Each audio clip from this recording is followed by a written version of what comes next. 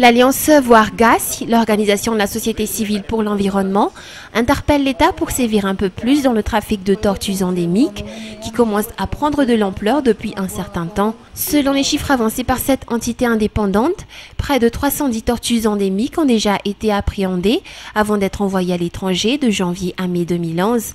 Les auteurs de ce trafic sont pour la plupart connus et ont commencé à être arrêtés par les autorités ces derniers temps. Toutefois, l'État doit leur infliger des peines beaucoup plus sévères, estime l'Alliance Voire-GAS. À Madagascar, il y a 4 types d'espèces de tortues vraiment endémiques. Et parmi elles, donc, il y a le langounouk qui a une endémicité locale, donc qui ne se trouve que dans une faible partie de Madagascar, à Soualal. Et quelques individus ont été saisis à Ivat dernièrement. Et le trafiquant c'est déjà quelqu'un qui est connu pour ce trafic de tortues. Donc là, nous incitons l'État à ce qu'on donne une peine exemplaire à ces individus et surtout à toutes les personnes qui sont impliquées là-dedans, dans le réseau. À Soualal, dans l'un de ces aires protégées, près de 400 tortues endémiques y vivent. Or, l'on a constaté depuis quelque temps que ce nombre a diminué, d'où cette interpellation de l'Alliance Voire-GAS. Les tortues endémiques malgaches sont envoyées notamment en Thaïlande. Sur le marché international, une tortue de Madagascar est vendue à 4 500 $ à 10 000 $, soit près de 40 millions de francs malgaches jusqu'à 95 millions de francs malgaches. Toujours selon l'Alliance Voire-GAS, le prix de ces 310 tortues déjà appréhendées est évalué à plus de 3 775 000 $.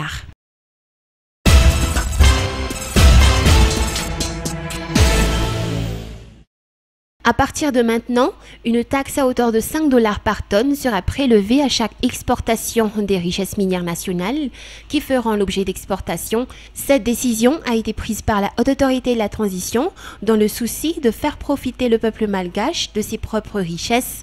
L'hôpital de Majunga figure parmi les infrastructures qui ont été érigées grâce à la réalisation de grands projets d'exploitation minière étrangère qui s'est installé dans la Grande Île, le projet de Soualal.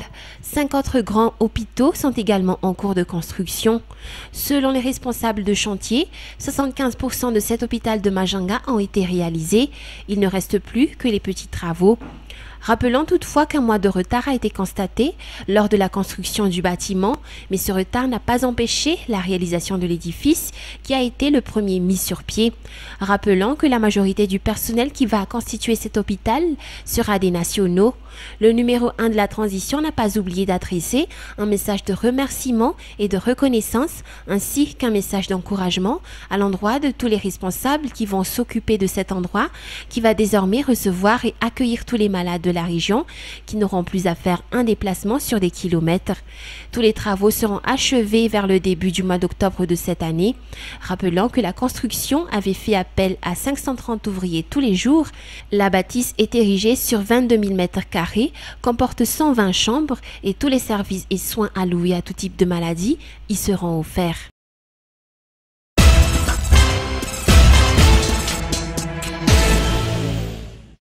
Auparavant, 50% du compte de l'État était constitué essentiellement d'aides extérieures. Depuis la fin de l'année 2008, toutes les aides internationales allouées à la Grande Île étaient suspendues, ce qui fait que durant toute la période du régime transitoire, Madagascar s'autosuffisait financièrement. Pour remédier à la situation et éviter des soucis financiers futurs, la transition a pris des dispositions en matière de gestion des finances de l'État. La première mesure qui a été prise était la suppression des dépenses inutiles. La seconde, la centralisation de la gestion de l'État. La troisième est la mise en place de mesures strictes, comme quoi toute utilisation de fonds plus de 200 millions d'alliages devra être discutée avec le président de la Haute Autorité de la Transition. Madagascar a réalisé beaucoup d'efforts en matière de gestion financière durant le régime transitoire, a souligné Angie Radzuin, chose qui n'a jamais eu lieu durant les régimes précédents. Le peuple malgache devra être fier de cela, a-t-il souligné. Il n'a pas oublié de féliciter par la même occasion tous ceux qui ont contribué à réaliser un tel défi. Il a également invité les agents de l'impôt à adopter un comportement moins tendu à l'endroit des imposables en matière de paiement des impôts. Le ministère des Finances et du Budget n'a pas oublié de soulever que c'est la toute première fois dans le pays que le chef de l'État s'implique aussi à la gestion des fonds de l'État.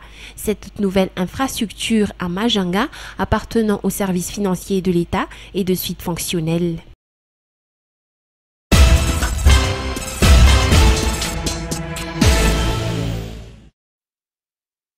Un peu plus d'une semaine avant le 17 juillet, date du lancement du plus grand événement sportif sur le continent africain, l'Afro-Basketmen, le comité d'organisation de l'Afro-Basketmen au sein de la Fédération malgache du basketball se dit prêt malgré les problèmes qu'ils ont dû surmonter, notamment d'ordre financier. D'après Alain Ramaniagiv, président du comité d'organisation, les deux stades qui devront accueillir les matchs, entre autres le palais de sport de Mahamassen et le gymnase couvert de Mahamassen, seront prêts à temps. Ces deux stades qui ont subi d'énormes travaux de rénovation. Les nouveaux matériels comme le Mondoflex et les tableaux électroniques arriveront par bateau dans les jours qui viennent. Question budget, le comité d'organisation a avancé qu'il a fallu plus de 1,5 milliard d'alliages pour mener à bien les préparatifs liés à cet événement d'envergure continentale. Mais suite aux démarches menées auprès de différentes sociétés, ce budget a été réduit étant donné que ses partenaires soutiennent de différentes manières en matériel ou en liquide.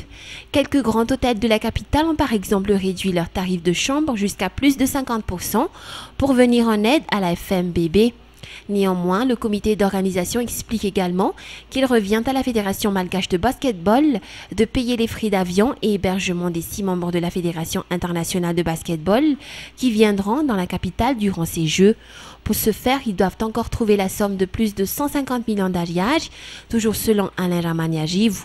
Ce jour, diverses animations ont eu lieu au stade annexe de Mahamassen, un événement organisé par la FMMBB et Telma, l'un de ses plus grands partenaires et qui avait pour but de mettre déjà l'ambiance auprès des amateurs de basketball pour venir en masse, soutenir surtout nos joueurs qui auront fort à faire face à des géants africains et mondiaux du basketball.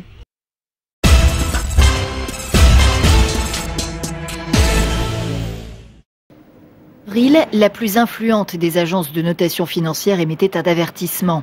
Il fallait agir promptement sur les déficits, notamment sur la dette publique, pour éviter le défaut de paiement des États-Unis.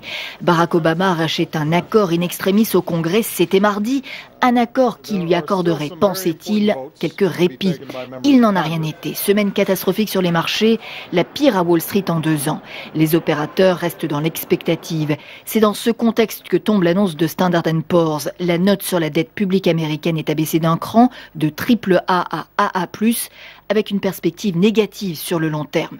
C'est une première pour les États-Unis et Standard & Poor's la justifie par les incertitudes tant financières que politiques. Elle se dit pessimiste sur la capacité des démocrates et républicains à s'entendre sur la réduction des déficits.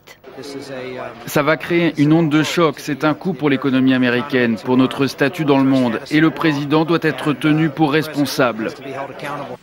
Les considérations idéologiques ne sont évidemment pas absentes de la part de ce républicain, l'un des candidats à la succession d'Obama en 2012. Quant aux conséquences concrètes de cet abaissement de notes, elles restent difficiles à évaluer. Le risque pour les États-Unis, c'est de devoir emprunter à coût plus élevé. Le problème de la dette s'en trouverait encore aggravé, la situation de l'emploi également. Ironie de l'histoire, le tout du fait de la simple appréciation d'une entreprise privée qui elle-même échappe à toute notation.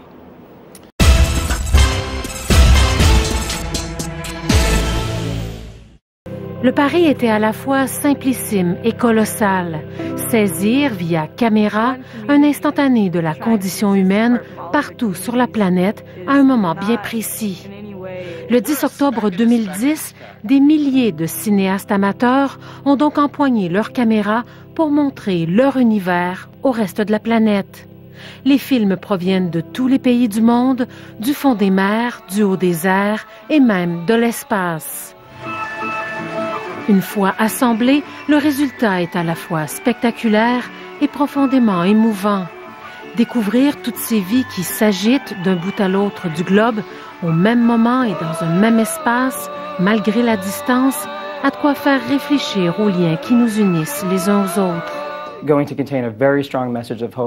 Le film envoie un message d'espoir, dit le producteur, et nous permet de réaliser que nous sommes tous ensemble pour relever les défis, notamment environnementaux, qui nous attendent. Pour réussir cet instantané ambitieux, les producteurs de One Day on Earth ont lancé leur appel via les réseaux sociaux. Ils ont reçu plus de 3000 heures de tournage.